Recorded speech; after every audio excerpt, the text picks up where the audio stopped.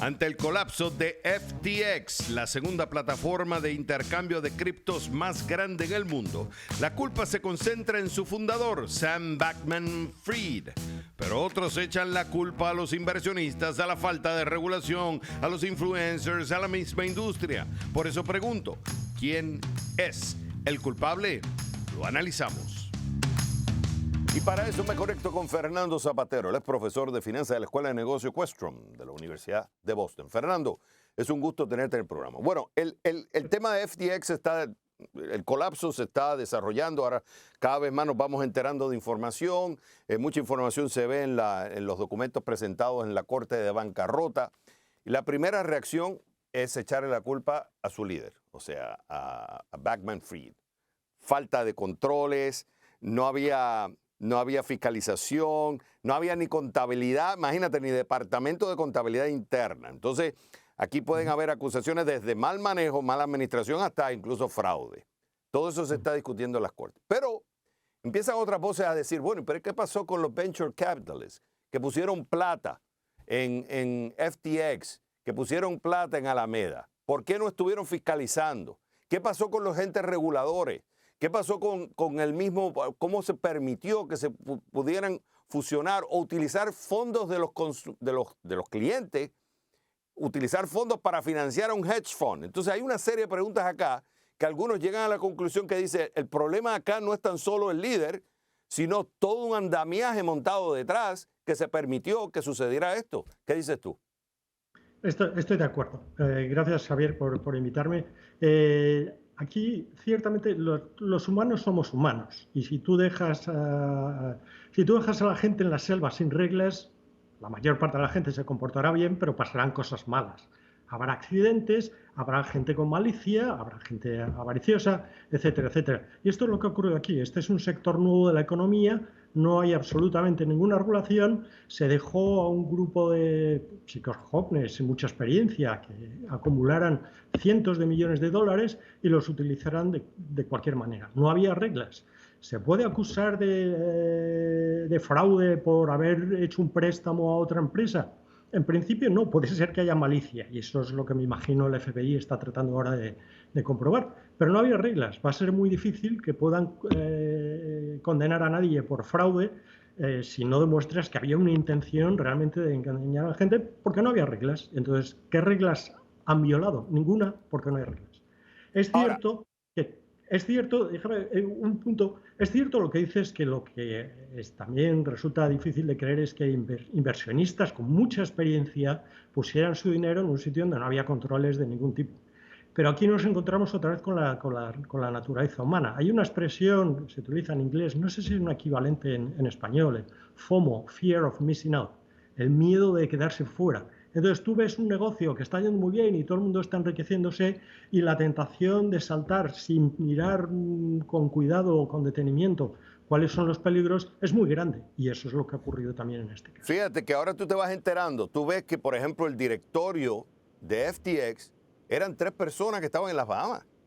Sí. Entonces, o sea, tú empiezas a ver una serie de cosas que tú dices, un venture capitalist, esta gente estamos hablando de fondos de inversión, que es verdad que ellos tienen distribuidos sus diferentes fondos y ellos van apostando y ponen un poco acá, un poco acá. Pasó en el .com, que muchos de los problemas que vivimos en los 90 fue por culpa también de los venture capitalists, que ellos están poniendo y ellos buscan ganancia a corto plazo. Pero de alguna forma también tiene que haber un serio cuestionamiento. O sea, es verdad que también hubo otros venture capitalists que decidieron no meterse porque vieron unos red flags. Pero entonces, al final lo que estamos viendo es que la empresa terminó afectando a consumidores.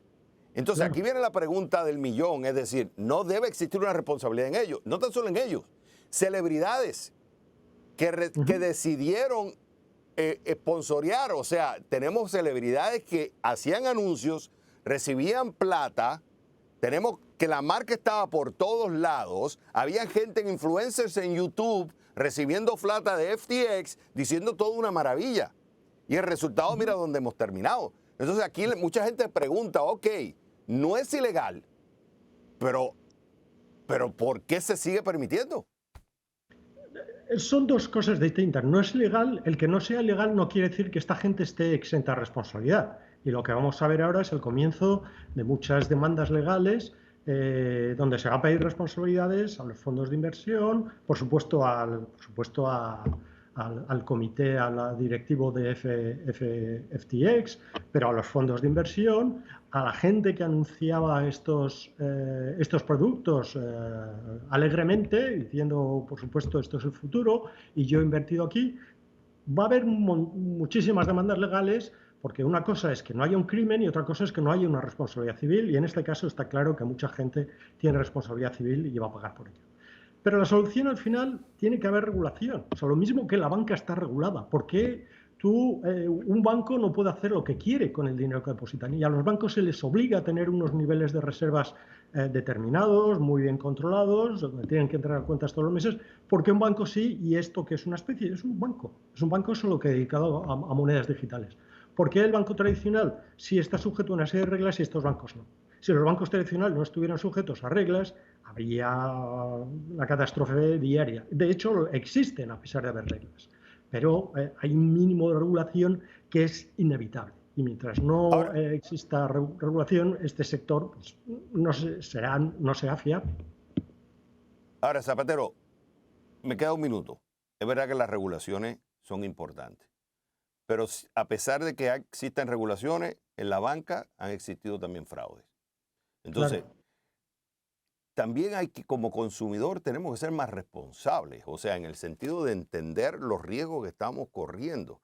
Entonces, nosotros, de alguna forma, tenemos que, o no sé, o hay que incrementar la educación financiera, o hay que ser más específicos y estar mejor entrenados cuando llevamos la información, porque también nosotros, los medios tenemos la responsabilidad de alguna forma u otra, pero también los consumidores tienen la responsabilidad de saber dónde están poniendo la plata.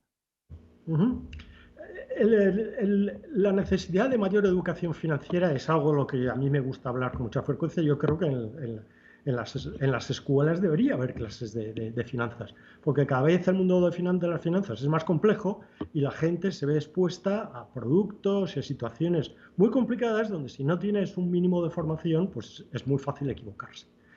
Aparte de eso está obviamente cuando estamos invirtiendo, pues, todos debemos hacer nuestros estudios y tener cuidado y antes de lanzarnos, informarnos. Pero bueno, lo de antes, la tendencia humana, cuando vemos que algo está yendo muy bien y los demás se están enriqueciendo, la tendencia a saltar en ese río, aunque no estemos seguros de lo profundo que es y no sepamos nadar muy bien, es muy grande. Entonces, mientras no haya un mínimo de regulación, nunca se va a evitar fraude. Fernando, es la ambición, la avaricia, es la falacia de manada, de que si todo el mundo está yendo por ahí, yo me voy por ahí, no cuestionar y no tener una posición contraria, y al final muchos pagan el precio. Y eso es una realidad y una naturaleza humana y no desaparece incluso con las regulaciones. Fernando Zapatero, me encantó haberte tenido en el programa. Gracias, Xavier. Un gusto estar contigo.